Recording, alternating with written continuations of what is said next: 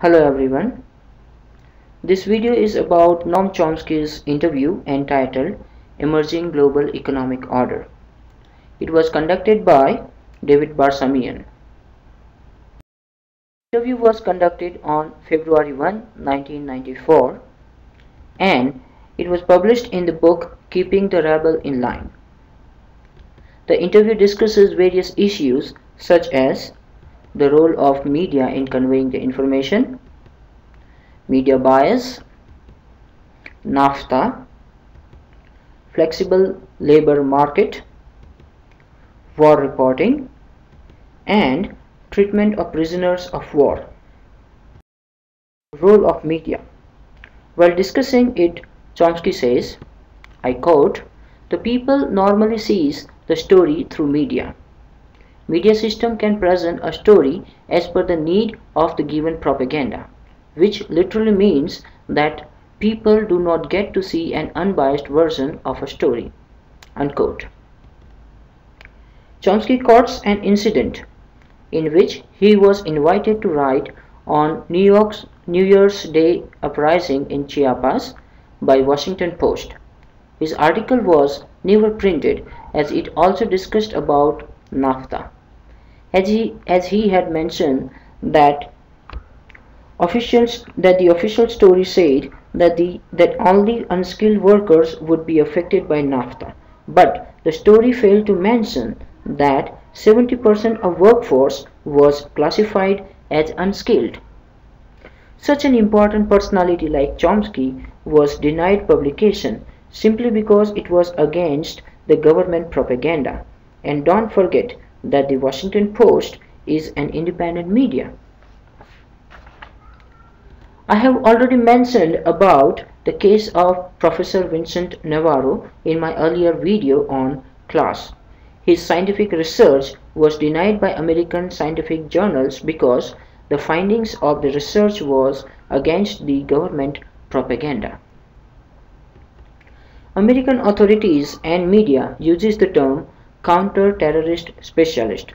By the term, we understand that it has to do with terrorism, but in reality, it is a linguistic strategy to hide the truth.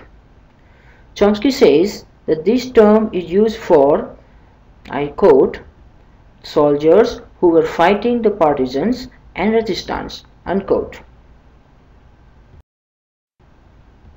Sidney Skanberg was the main US reporter in Phnom Penh, Cambodia in 1973.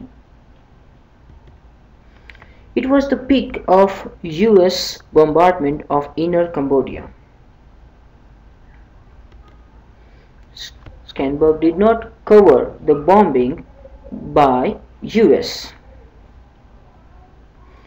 His reporting was like, according to Chomsky, I quote, American planes hit the wrong village, a government village. That's an atrocity. That was reported. How when they hit the right village? We don't care about that, unquote. When the targeted areas are bombed, it's not called atrocity, even if the innocent citizens are killed in such attacks. In both these cases and the other one mentioned in the other video, one thing is clear, that the people, common people, get to know only the things that the authority wants them to know. The information is always purified by the authorities and the propaganda is maintained. Professor Navarro's case makes it clear that is true for unbiased scientific research too. Media bias is a norm and not an exception. Next issue discussed was NAFTA and flexible market. North American Free Trade Agreement, better known as NAFTA, is an agreement signed by Canada, Mexico, and the United States, creating a trilateral trade bloc in North America. The agreement came into force on January 1, 1994. As mentioned earlier, according to Chomsky, this would further disintegrate the US society and it would affect 70% of US workforce. It would also increase the exploitation of the workers. Next is the flexible labor market. It is another issue. It is defined as one where firms are under fewer regulations regarding the labor force and can therefore set wages, fire employees at will, and change their work hours. Chomsky adds, I quote, "When you go to sleep at night, you don't know if you will have a job tomorrow morning." Unquote. This is a real flexible labor market. It is for the market and not for the labor. Is the prisoner of war.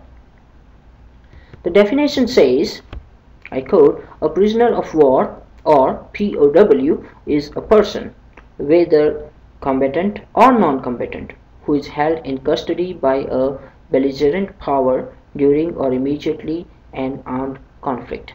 Unquote. America was running re-education camps for German prisoners. Notice here the title given, re-education camp, removes all the negative connotations. It looks like a school and not the prison. It was held as a great example of humanitarianism because the prisoners, were being taught the democratic ways, but the camps were not humanitarian in nature. They were being indoctrinated into accepting the American beliefs. The prisoners were being treated very brutally. They were killed and starved. The following books are recommended for curious readers. The first one by Edward Herman and Noam Chomsky, titled Manufacturing Consent, The Political Economy of the Mass Media. Book number 2 by Michael McClintock, entitled Instruments of Statecraft, U.S. Guerrilla Warfare, Counterinsurgency, Counterterrorism from 1940 to 1990.